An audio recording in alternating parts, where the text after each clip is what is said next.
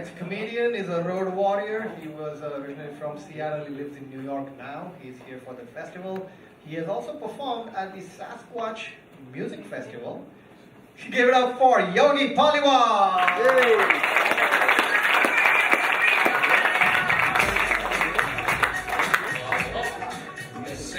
Sata Cruz, a town so nice they want you to think of Santa year-round. I like you guys.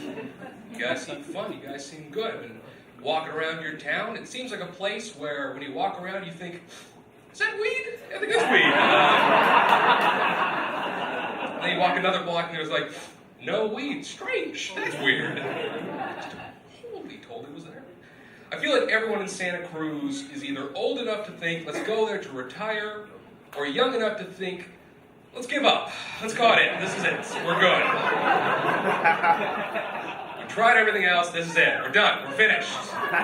We're near the beach. Let's call it. I don't want to try anymore. You guys are beautiful. I like you guys. A little bit about myself. I'm really good at video games.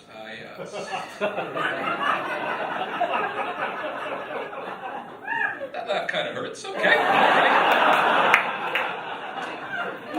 I'm good at the video game Tetris. I love Tetris, one of my favorite video games. Some of you guys could guess I'm good at video games based off my physique or my posture or the fact that I was voted top 10 Indian comedian over 250 pounds. That's right here. Right? It's me and 9 other Native American dudes. That's right.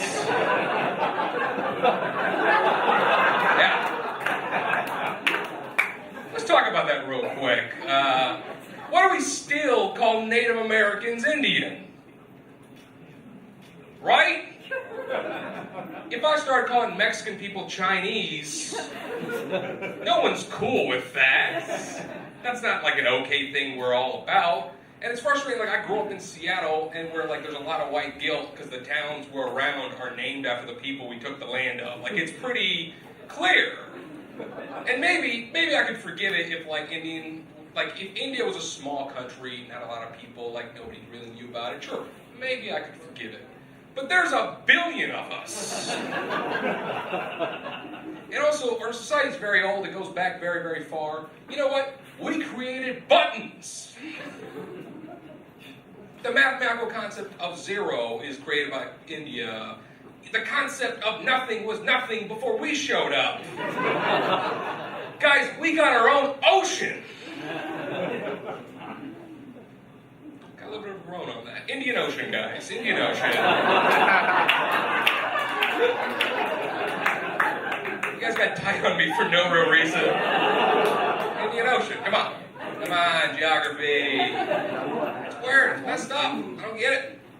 I don't know. I mean, like, listen, I don't think Native Americans need to give the name Indian. I don't, okay? Because if we're honest about it, and I'm not going to be nice about this, guys, the truth is, had Christopher Columbus made it to India, got the spices he wanted, millions of Indian people would have died.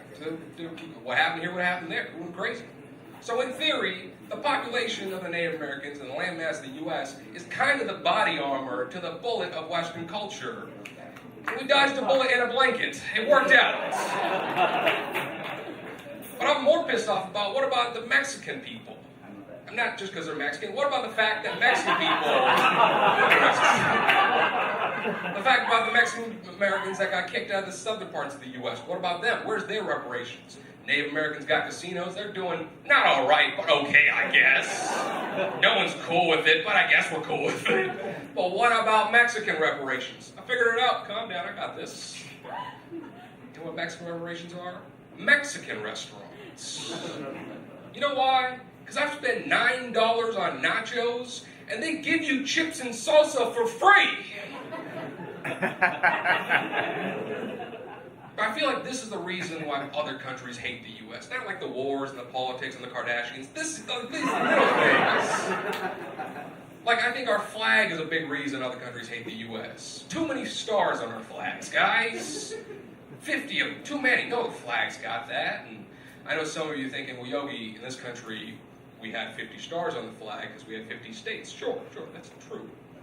But that's true today. That means that we've got a flag that's adaptable to how much land we steal.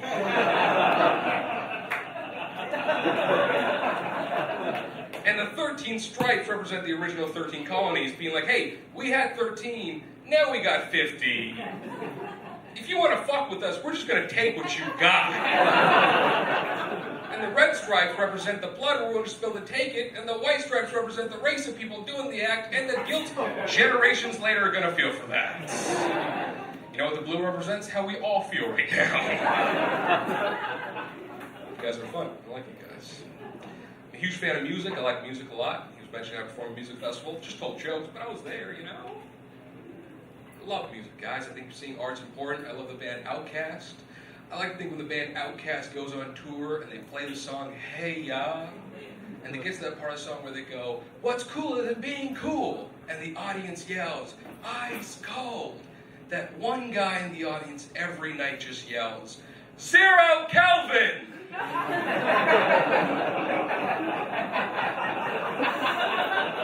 hear that laugh right there? That's a private school rap.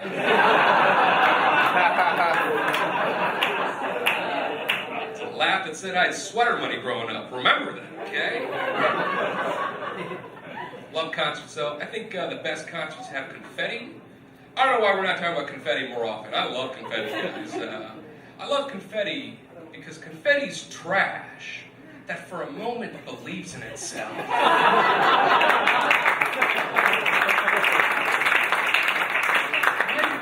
When confetti's in the sky, you feel like magic and Santa and love are real. And then the moment it touches the ground, you're just like, who made this mess? I spent 40 seconds watching trash fall? What's wrong with me? I didn't even give The Sopranos a chance. What happened? This is why China's winning. Also, kudos to the guy who was like, hey, you see this bucket with the strips of paper? Yeah, what about it? We're gonna be rich, that's what's up, buddy, let's get it! Didn't do it. I'm an overweight person, thank you, and I'm an overweight man, and one thing I've asked myself my entire life, it's been a question, it's been a quandary, who has it harder? Overweight men or overweight women?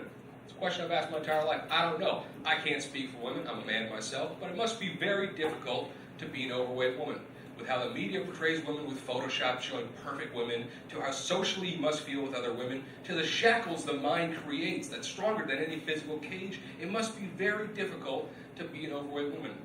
But as a man, I feel like there's something that no men talk about that needs to be brought up. 2 words. Man boobs! See guys, man boobs are one of the few things in the world where when you add the word man, it only makes it worse. Boobs are like gold. Everyone, everywhere wants it. Man boobs are like Bitcoin. Nobody wants it, and they're angry if you have them.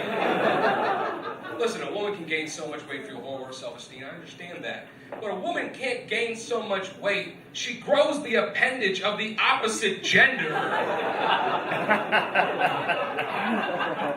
Like, no husband's ever been like, yeah, you know, Chuck, just at work, like, Chuck, I just having trouble with my marriage. You know, I used to love getting into it. You know, I used to love going down on my wife, but after the pregnancy, she gained that pregnancy weight. Her balls keep hitting me in my face! Her big female balls! What's Chuck gonna say? He's got nothing.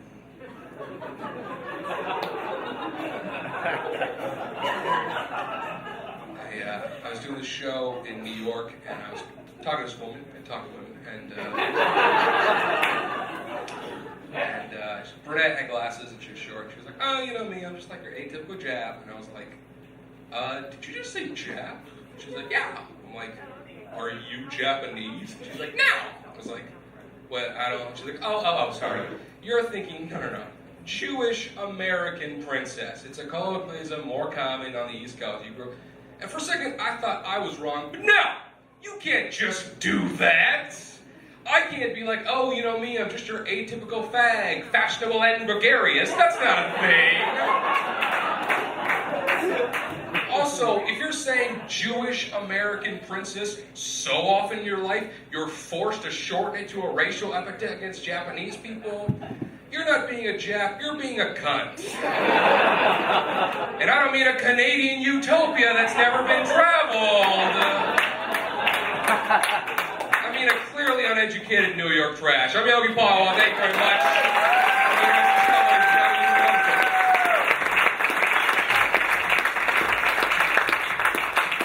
Yogi Paliwal, everybody.